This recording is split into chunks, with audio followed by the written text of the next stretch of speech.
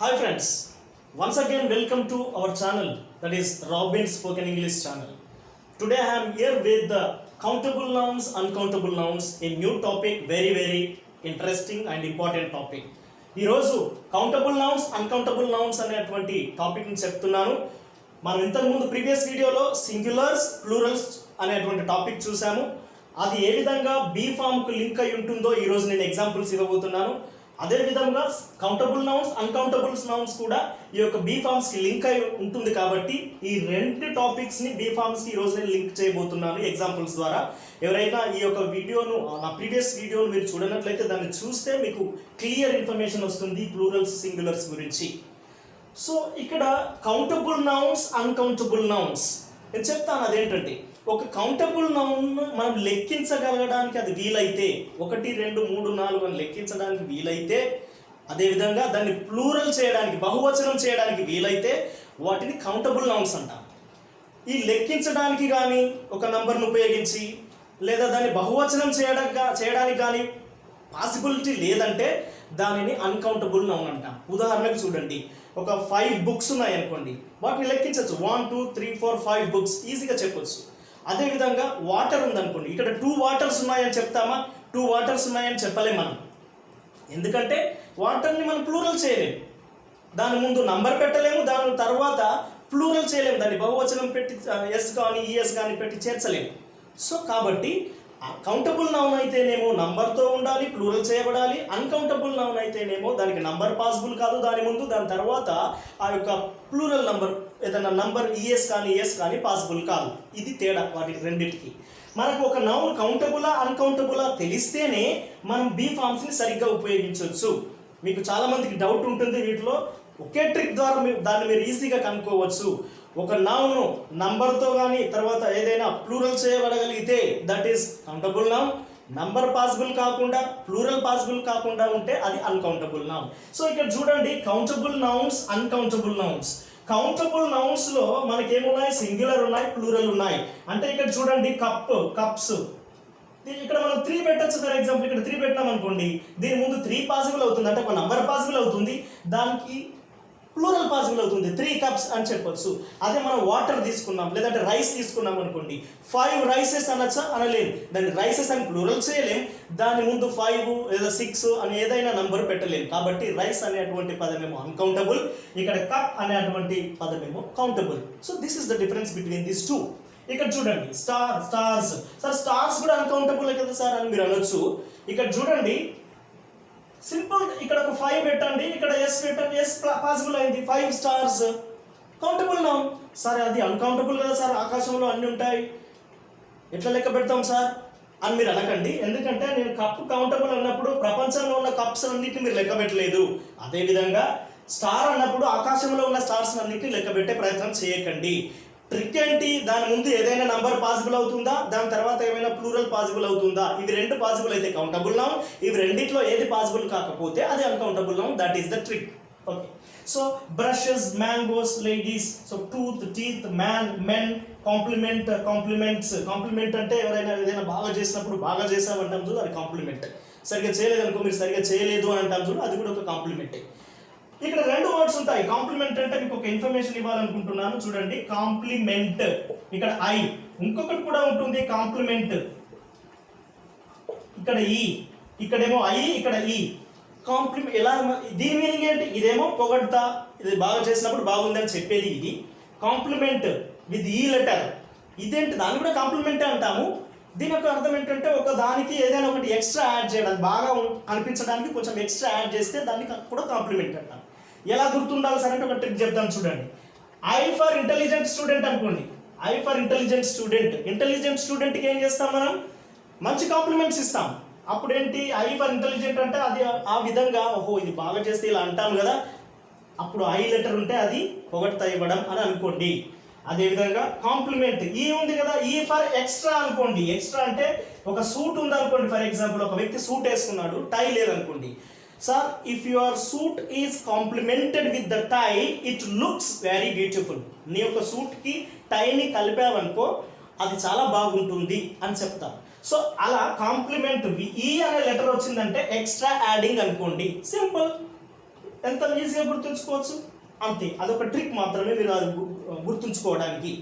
సరే, ఇక్కడ కొన్ని వర్డ్స్ ఉన్నాయి. Scissors, trousers, spectacles, forceps. ఇక్కడ చూడండి, వీటికి ఎంత మాత్రం కూడా సింగులర్ ఉండదు. ఇవన్నీ ప్లూరల్ వర్డ్సే, సింగులర్ పాసిబుల్ కాదు. సార్ సిజర్స్ అంటే ఏంటి? కత్తెర. సార్ ఒక కత్తెర అని మనం తెలుగులో అంటాం కదా సార్ అనొచ్చు. తెలుగులో సింగులర్ ఉంటుంది కానీ ఇంగ్లీష్లో సింగులర్ ఉండదు, ఇంగ్లీష్లో ప్లూరల్ ఉండదు. సార్ ఇంగ్లీష్లో సింగులర్ ఉండదు, ఓన్లీ ప్లూరల్ మాత్రమే ఉంటుంది వాటికి. సిజర్స్లో ఇన్ని 2 పార్ట్లు ఉంటాయి కదా, స్క్రూ పెడతాం అంటే ఇదొక పార్ట్ ఇదొక పార్ట్ కాబట్టి ప్లూరల్. ట్రౌజర్స్ అంటే ప్యాంట్స్, ప్యాంట్ కూడా 2 కాళ్ళు ఉంటాయి కదా, ఇదొకటి ఇదొకటి కాబట్టి అదేంటి, అది ప్లూరల్. స్పెక్టకల్స్ 2 అద్దాలు ఉంటాయి కదా, అందుకే ప్లూరల్. ఫోర్సెప్స్ పట్టుకారులో 2 ఉంటాయి కదా, కింది భాగం పైన భాగం, అందుకే ప్లూరల్. సో వీటికి ప్లూరల్ మాత్రమే ఉంటాయి, వీటికి సింగులర్స్ ఉండవు. మీరు సింగులర్స్ యూజ్ చేసి తప్పులో పడకండి. తర్వాత when we come to this uncountable nouns, ఇవేమో మనం వీటి ముందు నంబర్ పెట్టచ్చు, వీటిని ప్లూరల్ చేయొచ్చు, ఇవి కౌంటబుల్ నౌన్స్. ఇక్కడ ఈ రెండో పార్ట్కి వస్తే వీటికి సింగులర్స్ ఎట్టి పరిస్థితుల్లో సాధ్యం కాదు, ఓన్లీ ప్లూరల్సే ఉంటాయి. ఇది తెలిస్తేనే మనకి బీ ఫార్మ్స్ ఎలా యూజ్ చేయాలో తెలుస్తుంది. ఇక అన్కౌంటబుల్ నౌన్స్కి వస్తే నేను చెప్పాను ఇక్కడ నో ప్లూరల్ అని చెప్పాను, ఇక్కడ ఇంపార్టెంట్ స్టార్ మార్క్ పెట్టాను. నో ప్లూరల్, వీటికి ప్లూరల్ అనేది పాసిబుల్ కాదు, ఓన్లీ అవి సింగులర్సే, ఏకవచనాలు మాత్రమే. ఉదాహరణకి చూడండి, ఇక్కడ పేషెన్స్ అనేటువంటి వర్డ్ ఉంది. పేషెన్స్ అంటే ఓపిక. ఒక వ్యక్తిని మనం 3 సార్లు తిట్టామనుకోండి, 3 సార్లు తిట్టిన తర్వాత కూడా అతడు ఏమంటలేడు అనుకోండి, అబ్బా నీకు 3 ఓపికలు ఉన్నాయి అని అంటామా మనం? 3 పెట్టి ఇక్కడ దీన్ని ఇలా ఎస్ చేస్తామా? చెప్పలేము. ఏమంటాం? నీకు చాలా ఓపిక ఉందయ్యా అంటాం.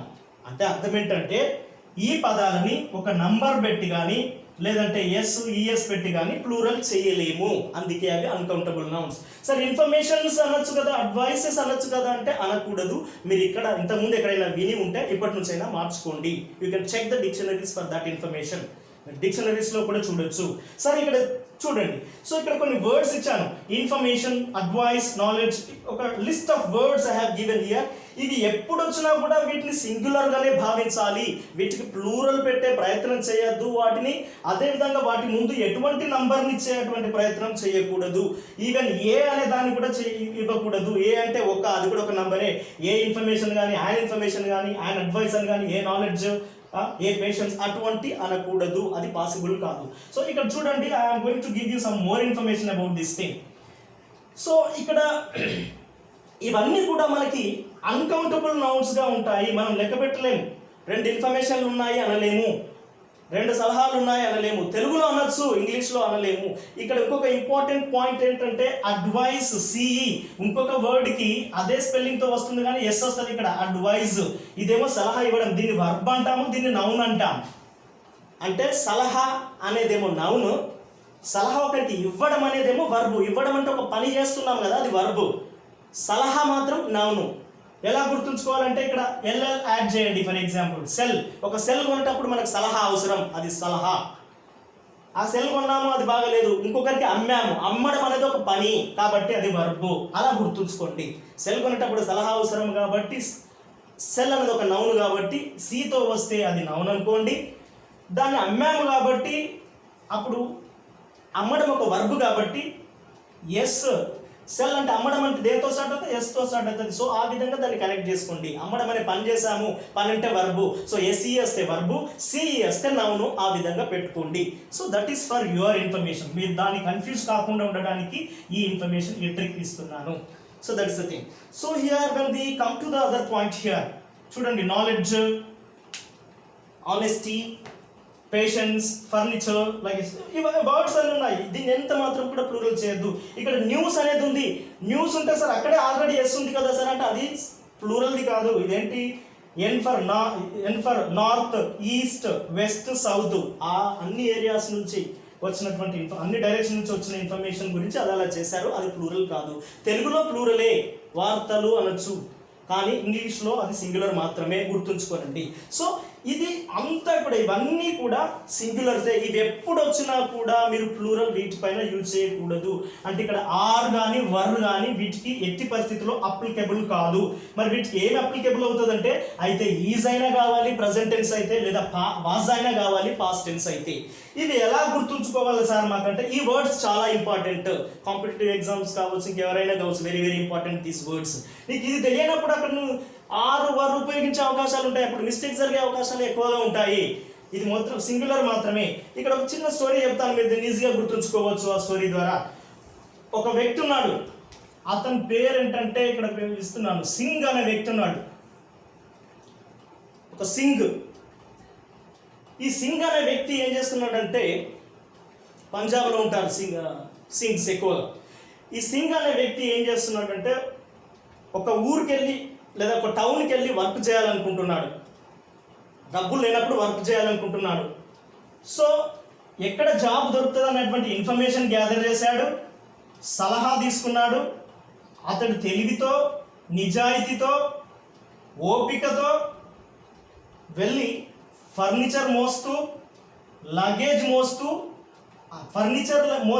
ఫర్నిచర్ మరియు లగేజ్ మోసే వర్క్లో కుదురుకున్నాడు. ఆ పనిని చేశాడు. చేసి ఏం సంపాదించాడు? మనీ సంపాదించాడు. ఆ మోసే క్రమంలో ఆయన హెయిర్ ఊడిపోయింది, అంటే జుట్టు పోయింది. జుట్టు పోయి ఏం చేశాడు? వార్తల్లోకి ఎక్కాడు. Very simple trick. సింగ్ అనే వ్యక్తి ఎక్కడ వర్క్ దొరుకుతుంది, ఎక్కడ జాబ్ దొరుకుతుంది అనేటువంటి ఇన్ఫర్మేషన్ గ్యాదర్ చేసి, సలహా తీసుకొని, తెలివితో, నాలెడ్జ్ అంటే తెలివితో, ఆనెస్టీ నిజాయితీతో, ఓపికతో ఫర్నిచర్ లగేజ్ మోసేటువంటి వర్క్ చూసుకొని మనీ సంపాదించి, ఎయిర్ పోగొట్టుకున్నాడు. మోసాడు కాబట్టి ఎయిర్ పోయింది. అతడు ఆ విధంగా వార్తలోకి ఎక్కాడు. అంటే ఈ సింగ్ అంటే ఎవరో కాదు, సింగ్ అంటే సింగ్యులర్ అనుకోవాలి. సింగ్ అంటే ఎవరో కాదు, సింగ్యులర్ అనుకోవాలి. అంటే వీటన్నిటికీ కూడా ఈ సింగ్కు అంటే ఈ సింగ్యులర్కి ఇవన్నీ రిలేటెడ్ అయి ఉన్నాయి. ఇప్పుడు మీకు సింగ్ ఎక్కడ కనబడ్డా కూడా ఈ రిలేటెడ్ ఇవన్నీ గుర్తు రావాలి.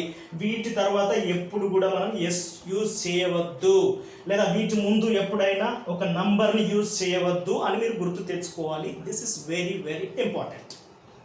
ఈ చిన్న కథ ద్వారా మీరు దీన్ని యూజ్ చేయొచ్చు. సింగ్ అంటే సింగులర్. ఇప్పుడు మీకు క్లియర్గా అర్థమైంది అనుకుంటాను. తర్వాత చూడండి. సో ఓకే, ఇదంతా బాగానే ఉంది సార్ ఇన్ఫర్మేషన్. మరి ఎలా వీటిని ఉపయోగించాలి అంటే, when we come to the examples, now I am going to give you examples here.